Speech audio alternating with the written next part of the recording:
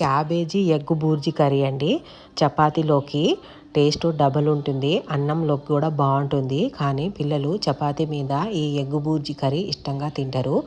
కొన్ని క్యాబేజీలని ఇలా సన్నగా కట్ చేసి 2 సార్లు వాటర్లో కడిగేసి స్ట్రైనర్లో పెట్టేసి వాటర్ అంతా ఇంకిపోయేటట్లు ఒక 5 నిమిషాలు అలాగే పెట్టేయండి. స్టవ్ మీద ఒక బాండి పెట్టేసి 1 టేబుల్ స్పూన్ ఆయిల్ వేసేసి 2 గుడ్లని పగలగొట్టేసి కొంచెం సాల్ట్, కొంచెం పసుపు, పొడువుగా చీల్చిన 2 పచ్చిమిర్చిలు వేసుకొని ఫ్రై చేసుకొని ఒక ప్లేట్లో వేసుకొని అదే కడాయిలో 1 టేబుల్ స్పూన్ ఆయిల్ వేసుకొని కొంచెం జీలకర్ర వేసుకొని మీడియం సైజు ఆనియన్ సన్నగా కట్ చేసింది కూడా వేసేసి 1 టీ స్పూన్ అల్లం వెల్లుల్లి పేస్టు, కొన్ని కరివేపాకులు కూడా వేసేసుకొని ఫ్రై చేసుకోండి.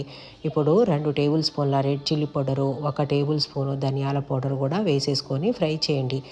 ఇందులో కొంచెం అంటే వాటర్ పోసుకోండి, కింద మాడకుండా వాటర్ పోసుకోవాలి. ఇలా వాటర్ పోసుకుంటే లూజ్ అయిపోతుంది. ఇప్పుడు సిద్ధం పెట్టుకున్న క్యాబేజీ తురుమును కూడా వేసేసి స్పూన్తో ఒకసారి బాగా కలిపేసి మూత పెట్టేసి లో ఫ్లేమ్లో 5 నిమిషాలు మగ్గించుకోండి. మెత్తగా ఉడకడం అయిపోయిందంటే ఇప్పుడు మనం ముందుగా ఫ్రై చేసుకున్న ఎగ్గుని కూడా వేసుకోవాలండి. చిటికెడు గరం మసాలా పౌడర్ కూడా వేసుకోండి.